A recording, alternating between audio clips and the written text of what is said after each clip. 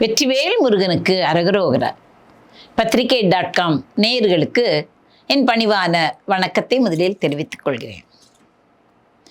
பயணச்சீட்டு வேண்டாம், எந்த ஏற்பாடும் வேண்டாம், கடல் கடந்து நாம் ஒரு இடத்திற்கு போகப் போகிறோம். அதுவும் முருகனை கொண்டாடும் இடத்திற்கு. எந்த இடம் அது? இலங்கையில் இருக்கும் கதிர்காமத்திற்கு.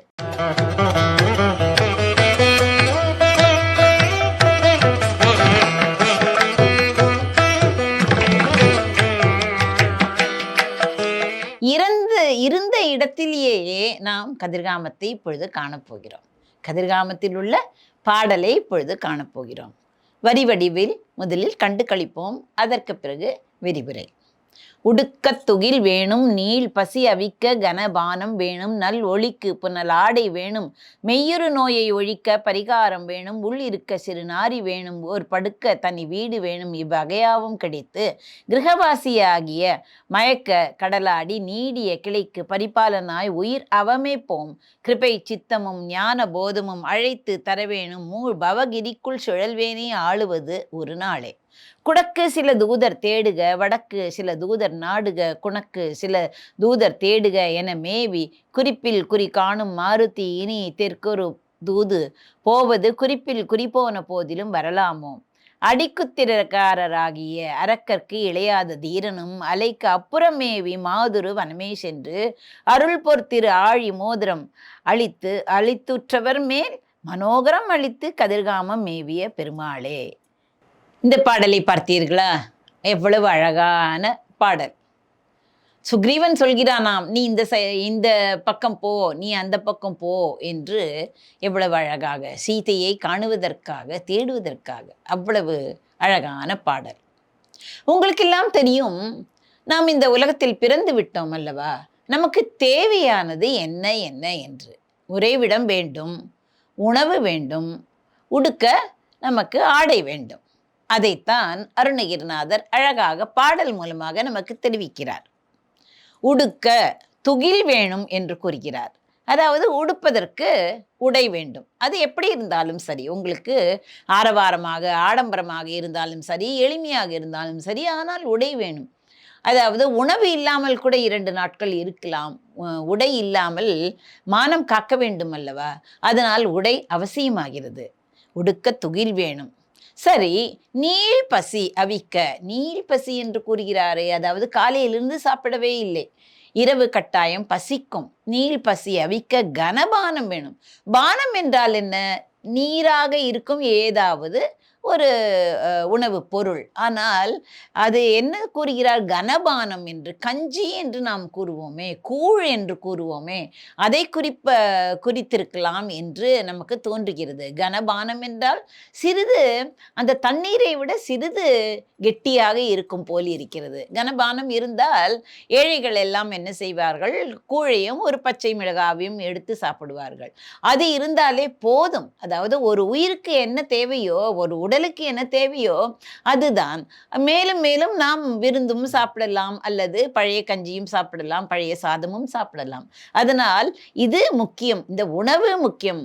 அதாவது சிறிய அளவில் இருந்தால் கனபானம் போதும். அதனால் நீள் பசி அவிக்க கனபானம் வேணும். சரி, இதெல்லாம் கிடைத்தாகிவிட்டது. நல்வொழிக்கு புனல் ஆடையும் வேண்டும் என்று கூறுகிறார். நல்வொழிக்கு என்றால் என்னுடைய உடம்பு ஒளி பெற்று திகழ வேண்டும் என்றால் நாம் குளிக்க வேண்டும். புனல் என்றால் என்ன? நீர், தண்ணீரால் குளிக்க வேண்டும். பிறகு ஆடை வேண்டும், நல்ல ஆடைகள் வேண்டும். மெய்வுறு நோயை ஒழிக்க பரிகாரம் வேணும். இவையெல்லாம் கிடைத்தாகிவிட்டது. ஜலதோஷம் வருகிறது, காது கேட்கவில்லை, கண் பார்வை சற்று மங்குகிறது, அல்லது ஏதாவது ஒரு நோய் நமக்கு வருகிறது. சிறிய நோய் தான், பெரிய நோய் அல்ல.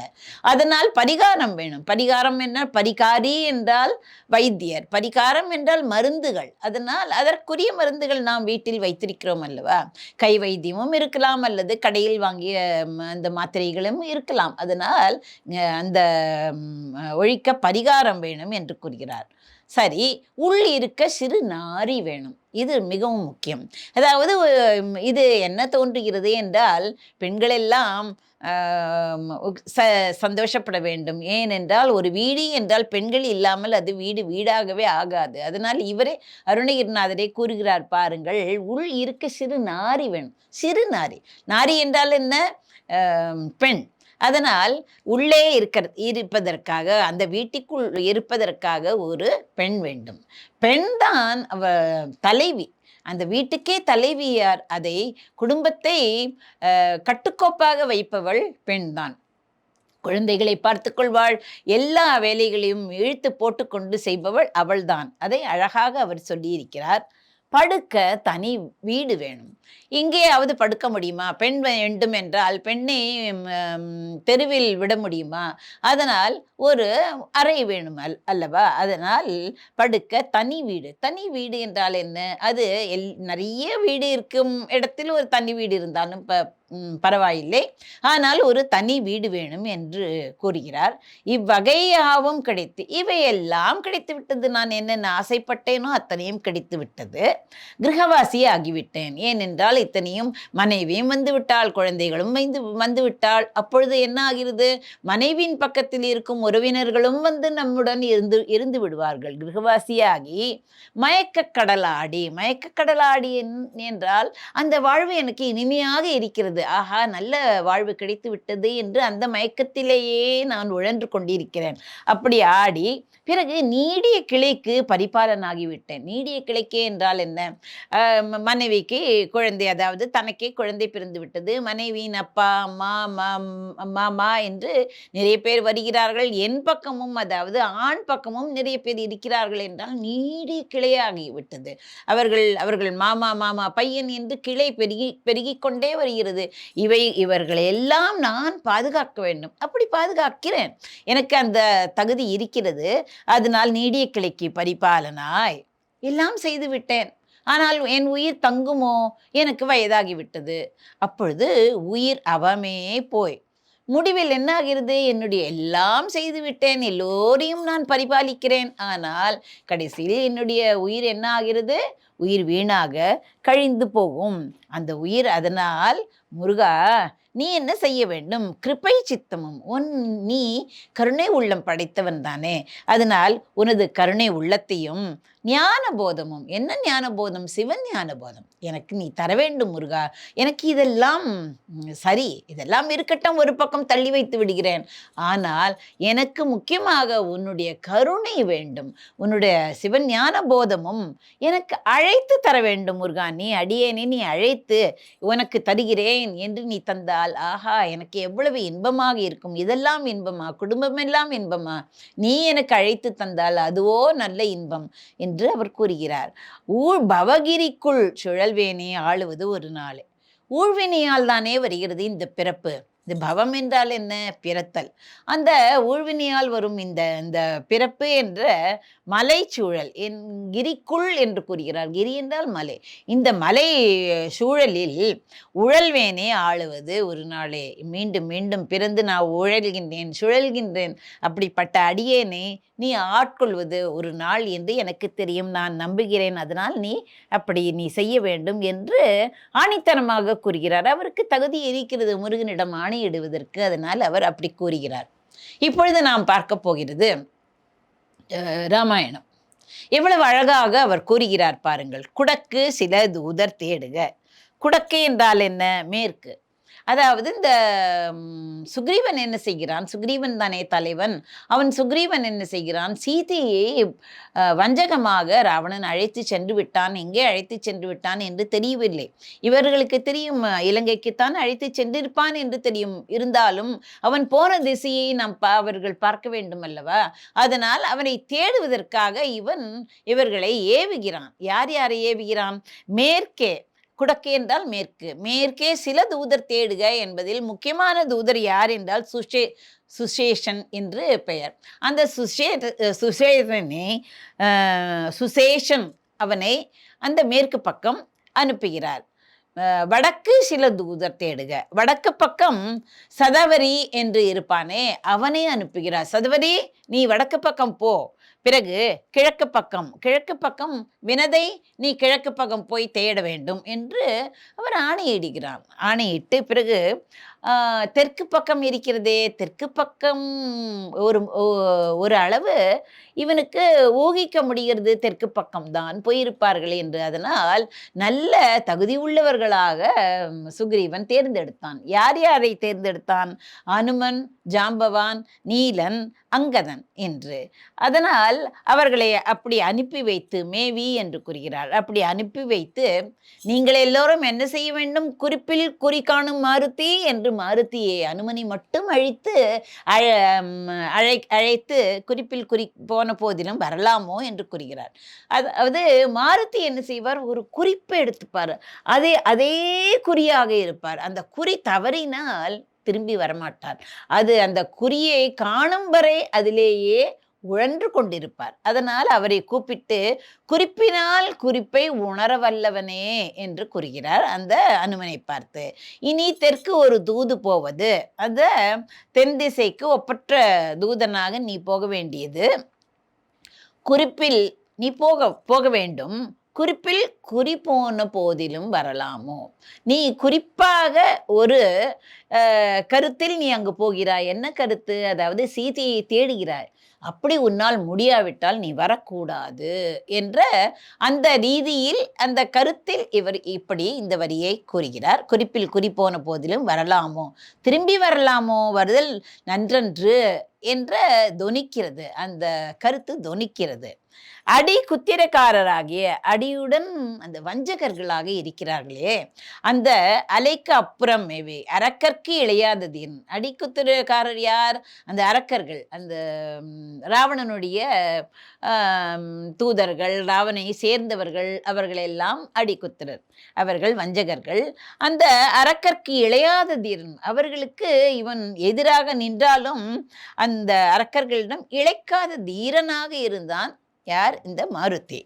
அலைக்கு அப்புறம், அலை இருக்கிறது அல்லவா, இந்தியாவுக்கும் அந்த இலங்கைக்கும் நடுவில் அலை இருக்கிறது, அதாவது சமுத்திரம் இருக்கிறது. அந்த சமுத்திரத்தை தாண்டி அந்த புறம் இலங்கைக்கு போக வேண்டும், அதைத்தான் குறிக்கிறார். அலைக்கு அப்புறம் மேவே, இந்த அலைக்கு அப்புறம் என்றான்னா அக்கறைக்கு போய் மாதுரு வனமே சென்று, சீதையை இவன் என்ன செய்தான்?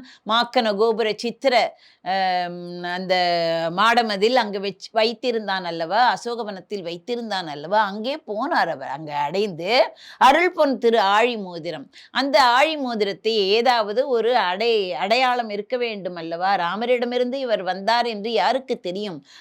இருவருமே பார்த்தது கிடையாது. ஜானகியும் ஹனுமாரை பார்த்ததில்லை, ஹனுமாரும் ஜானகியை பார்த்ததில்லை. அதனால் ஒரு அடையாளம், அதுதான் மோதிரம். அந்த மோதிரத்தை ஜானகியிடம், அதாவது சீதா பிராட்டியிடம் கொடுத்து அவள் மனமகிழ்ந்து, அவளும் ஹனுமாரும் குலாவி என்றால் என்ன, அவர்கள் பேசி, அழகாக பேசி, தங்களுடைய வருத்தங்களையும் தங்களுடைய இன்பங்களையும் தங்களுடைய என்னென்ன மகிழ்ச்சிகளையும் தெரிவித்து அவர்கள் அளவலாவிக் கொண்டிருந்தார்கள். அப்படி அருள் போர் திரு ஆழி மோதிரம் சீதையிடம் அளித்து உற்றார் மேல் கொடுத்துவிட்டு திரும்பி வந்த அந்த அனுமானுக்கு மனோகரம் அளித்து அன்புடன் அருள் புரிந்து கதிர்காமம் மேவி, கதிர்காமத்தில் வீற்றிருக்கும் பெருமாளே, அவரை அன்புடன் ஆசீர்வதித்தாராம். அங்கு அவருக்கு அந்த சீதைக்கு அந்த மோதிரத்தை கொடுத்தவுடன் கதிர்காமத்திற்கு அந்த முருகனை வணங்கி துதித்து அவருடைய அருள் பெற்று வந்தார் என்று அழகாக கூறுகிறது. இதில் என்ன இருக்கிறது என்றால், சம்பாதி கூறிய வார்த்தையை கொண்டு இந்த அனுமன் அந்த கடலை தாண்டி இலங்கைக்கு சென்று அங்கு அவனுடன் வாதிட்டு, ராவணனுடன் வாதிட்டு, அதற்கு பிறகு அந்த இலங்கையை எரித்தார் என்று எல்லோருக்குமே தெரியும். அந்த எரியூட்டி கதிர்காம வேலனை பிறகு வழிபாடு செய்தார் என்று ஒரு புறம் இருக்க, இதில் இன்னொரு ஒரு தத்துவமோ இன்னொரு வரலாறோ இருக்கிறது. அதாவது ஹனுமாருக்கு ஒரு சமயத்தில் என்ன ஆகிறது, சீதையை கண்டுபிடிக்கவே முடியவில்லை. இதையும் நாம் எடுத்துக்கொள்ளலாம், இப்படியும் இருக்கலாம் என்ற ஒரு யூகம் தான், இதுதான் என்று கூறவில்லை, இப்படியும் இருக்கலாம் என்றுதான் ஒரு யூகம். அதாவது சீதையும் 10 மாதம் ஆகிவிட்டது, தன்னுடைய கணவன் ராகவன் வரவில்லையே என்று அவளும் நினைத்தாள். ஹனுமாரும் சீதையை காணவில்லையே, நாமும் சுற்றி கொண்டிருக்கிறோமே, அதனால் இனிமேல் போகக்கூடாது, தற்கொலை செய்து கொள்வதுதான் முடிவு என்று இருவருமே நினைத்த போது முருகன் என்ன செய்தான்? இவனுடைய உடம்பில் பலத்தை வரவழைத்தார் என்று நமக்கு தெரிகிறது. அதாவது அவர் சிறு வயதில் பயங்கரமான சேஷ்டைகள் செய்வார் இந்த ஹனுமார். அப்பொழுது முனிவர்கள் எல்லாம் கூறியிருக்கிறார், உன்னுடைய பலம் உனக்கு தெரியாது, யாராவது நினைவுபடுத்தினால்தான் உன்னுடைய பலம் தெரியும் என்று கூறியதன் பேரில் முருகன் அந்த பலத்தை நினைவுபடுத்தி அவர் உள்ளுக்குள் புகுந்து பலத்தை வரவழைத்து பிறகு அவர் மறுபடியும் தேடி பிறகு இந்த சீதையை கண்டுபிடித்தார் என்ற அந்த கோணத்திலும் நாம் பார்க்கலாம். அதனால் அவர் முருகன் அருள் புரிந்தார் என்றும் நாம் கூறலாம். எது எப்படியோ முருகனுடைய அருள் ஹனுமருக்கு கிடைத்தது. அதனால் நமக்கு இந்த 2வது பத்தியிலிருந்து யார் யார் எந்த திசையில் போய் கடைசியில் சீதையை பார்த்தார்கள் என்று தெரிகிறது. நமக்கு என்னென்ன வேண்டும், உடுக்க துகில் வேண்டும், என்னென்ன வேண்டும் முக்கியமாக என்பதையும் தெரிகிறது. அருணகிரினாருக்கு தெரிந்து இருந்தாலும் எல்லோருக்கும் தெரியப்படுத்துவதில் அவர் நல்ல வித்வத் படைத்திருக்கிறார். அதனால் அவர் எல்லோருக்கும் தெரியும்படி எளிய முறையில் சொல்லியிருக்கிறார். நாமும் திருப்புகழ் பாடி நாமும் ஹனுமாருக்கு எப்படி, அதாவது மாருதிக்கு எப்படி திருவருள் கிடைத்ததோ அப்படி நமக்கும் திருவருள் கிடைக்கும்படி நாம் திருப்புகழை பாடி மகிழ்வோம். நன்றி, வணக்கம்.